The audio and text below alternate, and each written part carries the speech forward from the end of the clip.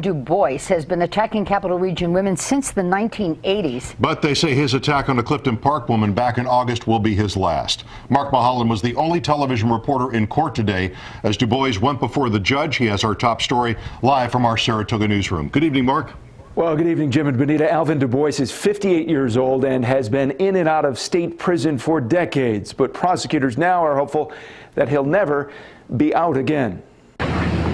Alvin Dubois walks into court Thursday to face his most recent charges. The 58-year-old is no stranger to the criminal justice system. His history of attacking women goes back to the 1980s. He was convicted of sexually assaulting a woman at knife point in Albany County in 1987. He was on parole at that time for another sex crime. Police believe that he attacked more than a dozen other women, strangers, during the 1980s, mostly at Capital Region apartment complexes. He was sent to prison for up to 20 years in the 1987 attack. When he got out, the level 3 sex offender was at it again. In 2010, he was found guilty of attempted stalking for peeping at a woman through the sliding glass doors of her apartment. He served 3 years and then was released in 2013. Dubois was on parole until this May. And in August, prosecutors say Dubois was up to his old tricks.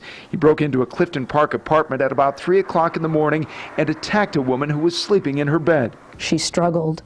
We're very fortunate that she's very strong and a woman who has some sense of self-defense skills and was able to fight off this attacker. Police were able to identify Dubois through DNA left at the scene. He was charged with 8 counts, including burglary motivated by sex. If convicted of that top count, he faces a maximum of 25 years in prison. If prosecutors can prove that he's a persistent felon, he could get up to life behind bars. We'll be seeking to hold him responsible and remove him from the streets of this community for a substantial period of time.